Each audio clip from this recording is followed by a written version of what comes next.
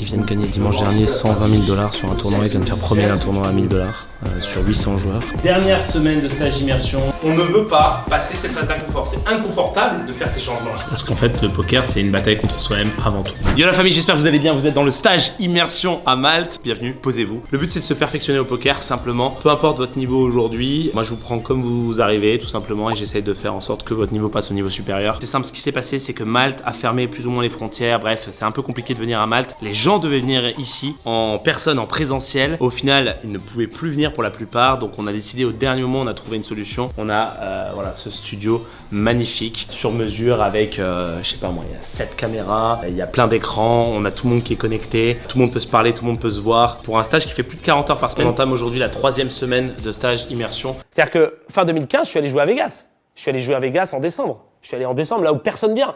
Pareil, je suis allé identifier les moments où il n'y a aucun règle qui vient. Je suis allé en décembre à Vegas et j'ai fait 2 mois à Vegas. J'ai fait mon premier mois à 6 chiffres en jouant Cash Game Live.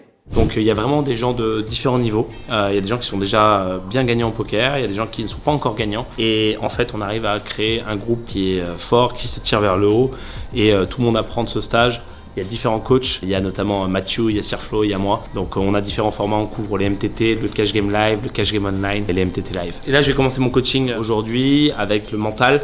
Ça aussi, c'est une partie qui est importante pour moi, c'est presque 50% de la réussite dans le poker, c'est le mental, c'est une guerre face à soi-même, le poker, il y a beaucoup de choses à gérer. C'est x4, ouais.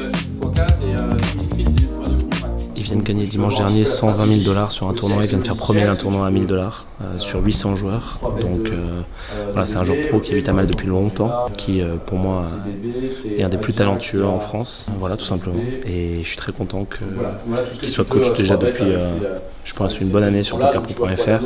Et dans le stage immersion, c'est une vraie valeur ajoutée. Très pédagogue. Mais sauf, tu vois, c'est pour ça que je dis il faut toujours respecter les 3 mètres de BD. Ouais, en fait, il y a plein, c'est du profilage, encore une fois, tu vois, genre si par exemple. Donc du coup, tu vas jouer aussi de ton image perçue pour pouvoir 4 bet bluff un petit peu plus, tu vois. Parce que genre le gars il comprend rien au jeu, tu vois, lui il se dit pas tu le prends pour un con, tu vois. Dans sa tête c'est le brouillard, tu vois, genre il réfléchit à rien. Hi everybody, ça va? Ça va tout le monde? Bonjour, comment allez-vous? Bienvenue. Dernière semaine de stage immersion, il y en a que je connais, il y en a que je connais pas encore. Donc savoir quoi check raise, savoir quoi 3 bet, savoir comment hero call ou machin, c'est beaucoup surévalué par les joueurs, mais c'est pas si important que ça comparé à comment gérer sa bankroll, comment gérer son tilt, comment gérer sa prise de décision. L'idée c'est de changer sa façon de faire pour avoir des nouveaux résultats, sinon on aura les mêmes résultats tout simplement, ok? Mais quand on change sa façon de faire, et pourquoi la plupart des gens ne le font pas? Tout simplement parce qu'il y a une phase d'inconfort qui est énorme.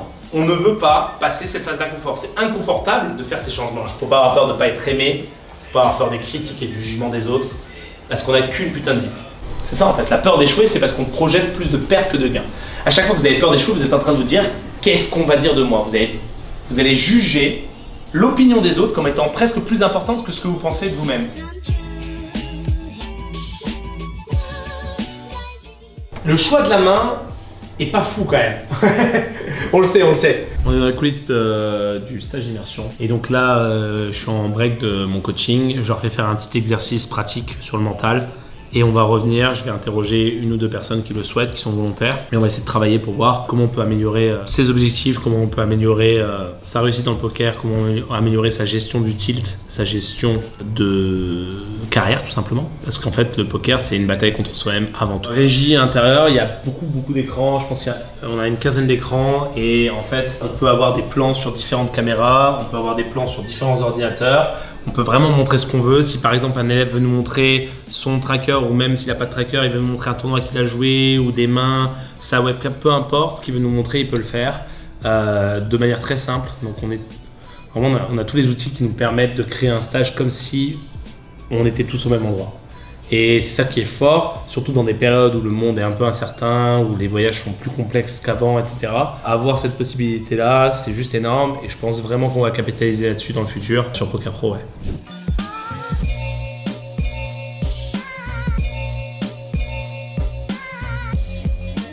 Donc ça c'est des caméras de télé, c'est des caméras qu'on peut utiliser en télévision, etc. C'est pas des webcams. Et voilà, dans vraiment un studio super équipé, on peut choisir l'angle pour qu'il y ait un peu de dynamique, pour que ça soit vraiment agréable à suivre. C'est fini pour moi pour ce stage d'immersion à Malte. J'espère que ça vous a plu. Si vous aimez ce genre de coulisses de backstage, pensez à mettre un pouce bleu et à vous abonner à la chaîne.